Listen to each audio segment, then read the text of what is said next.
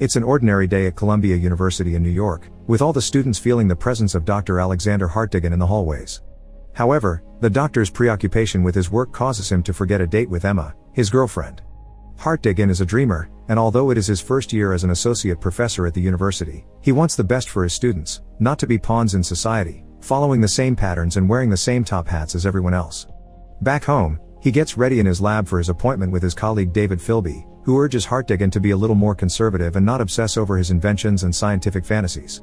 Just before arriving for their appointment, Hartigan is distracted by a malfunctioning automobile prototype, whose owner offers him a ride, but he prefers going on with his date, not without some hesitation. Now at Emma's side, Hartigan trembles with nervousness at wanting to express his desire for engagement, but manages to move forward and offers Emma a ring, which she happily accepts.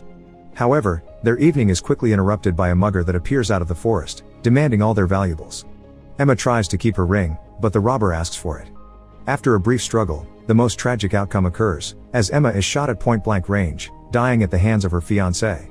4 years later, Alexander Hartigan is more obsessed with science than ever, which worries the housekeeper, Mrs. Watchett, and Philby, who asks him to come out of his stupor and move on with his life. The doctor's depression drives Philby away, only to later reveal his greatest invention, a time machine, which he will use to get his beloved back.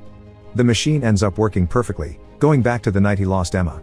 Hartigan is thrilled to find her alive in front of him again but remembers the first night's events, so instead of going through the forest, he decides to go to the city immediately. On his walk, Hartigan completely ignores the prototype car that passes around him again, as he only has eyes for Emma.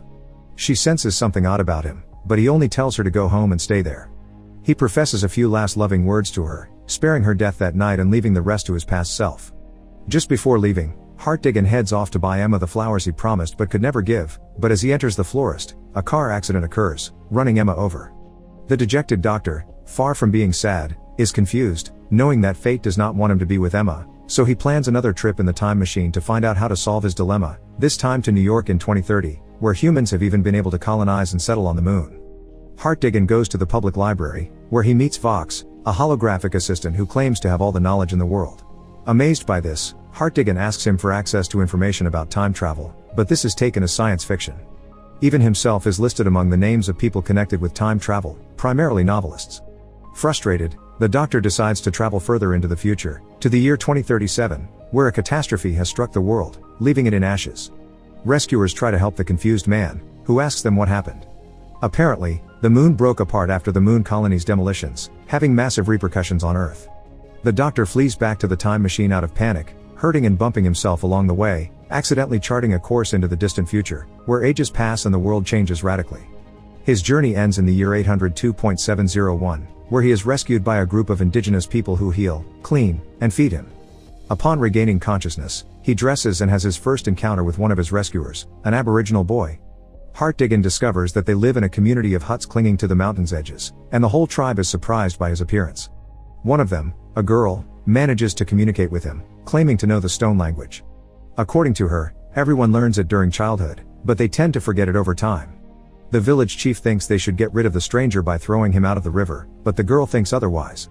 Hartigan explains that he comes from the past, something the girl can't quite understand. She introduces herself as Mara and convinces the others that the stranger is a wandering idiot, and that he hit his head on his journey, so he manages to get out of the situation in an airy way. Hartigan explains the customs of his past world at night, something Mara's brother, Kalen, finds fascinating. They let them stay with them as they sleep, and Mara tells him that their parents left the place, with Hartigan fascinated by how much the world has changed to that point in history. Looking up at the sky, he notices the moon destroyed, with a small belt of space fragments around it. The doctor asks her why they take their boats out of the water at night, believing it is for fear of being stolen. Mara doesn't know that word, and offers to go looking for flowers the next day. In the forest, an evil presence advances, concluding in a skull monument, but it ends up being Hartigan's nightmare, causing him to wake up. Kalen had a nightmare too, but his sister comforts him. When Hartigan explains the dream to Mara, she understands it in detail, as she says that everyone there has experienced the same nightmare before. He asks about the word Morlock, but Mara claims it is just a children's story. The next day, Hartigan witnesses the changes to the society of the past, with the tribe keeping remnants of the cities as memorabilia. Mara asks him why he decided to travel back in time, and he explains that it was to understand why the past cannot be changed. She doesn't understand these reasons, wondering why anyone would want to do this, but soon understands it is to get someone back. On a canoe ride, Hartigan wonders why there are no older people in the village, but Mara only replies that they set out from that place so as not to stay in the past. They arrive at a field of mills, where Kaylin welcomes them excitedly, wanting to know more stories about New York and the people of the past. Mara and Hartigan make it to the time machine, and out of nowhere, she asks the doctor to take her little brother into the past, changing to a fearful stance. He's puzzled by that, but shouts and roars in the distance tell them that the village is in danger. The screams intensify, and they find the entire village evacuating the place. Upon arrival, Hartigan encounters a humanoid monkey-like creature and runs for safety. Soon more creatures arrive, throwing darts at the villagers, and one of them manages to hit Mara. On close inspection, Hartigan notices a black viscous liquid on the dart, but before he can analyze it, he and the other villagers end up surrounded by the creatures coming out from under the ground. They gag and capture several village members using superhuman strength and primitive hunting tactics. One of the beings comes upon Kaylin, and Hartigan goes to his rescue. A chase begins, and follows the doctor hanging from one of the mills, with the creature grabbing him by the feet. After some struggle, the beast falls to the ground from several meters away, dropping unconscious for a few moments. Upon awakening, it climbs back up to lunge at the doctor and succeeds in bringing him down, next to it. Kaylin comes to the rescue, using fire to drive the creature away, escaping through subway conduits hidden in the sand. When Hartigan arrives in the area, he sees how Mara is captured and taken to the creature's hideout. The doctor proposes to go to the rescue of the captured, but the people don't understand his proposal since according to them, this is how life in their village works. When Hartigan reproaches the villagers' lack of defense, the leader tells him that those who fight are the first to be captured. He then goes to talk to Kaylin, telling him that they must do something about it, but the boy only comments that once the creatures capture others, there's nothing else to discuss, confirming that they were the Morlocks. Despite this, he learns of a place where the ghosts dwell, and goes there with Hartigan at night. The place ends up being a space with paraphernalia from the past, including several holograms of Vox, which Hartigan remembers from his visit to the museum.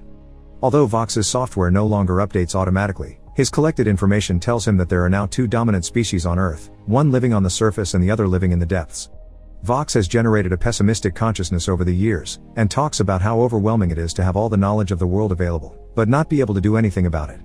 He even remembers his earlier encounter with Hartigan and tells him that he knows about the Morlocks from a member of the village who managed to escape and stayed there with him, talking. The doctor asks the hologram for the truth, but the hologram warns him about how crude the truth can be. Vox tells him that his former friend came from the east of the forest and that he could find answers there.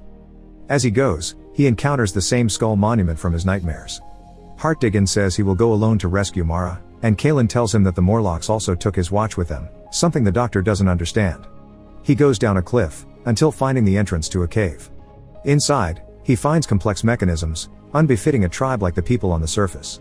He follows a pair of them through a system of tunnels, and sees how the beings have their own metallurgical society underground. Hartigan ends up in a butcher's room, where there are various torture tools and a pile of clothes, with Mara's necklace on it. After accidentally pulling a lever, he falls into a water well with human remains, and is found by the Morlocks, who take him prisoner and lock him in a basement. The basement turns out to be more spacious than expected, and after descending some stairs, Mara is found in a cage with a figure on a throne in front of them.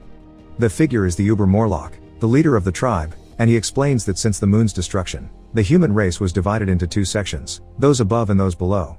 The Morlocks reproduced in castes, some being the brain and others the muscle, easy to manipulate telepathically. They capture humans on the surface to use as food, and only a few, the most optimal, are spared to serve as receptacles for new Morlocks.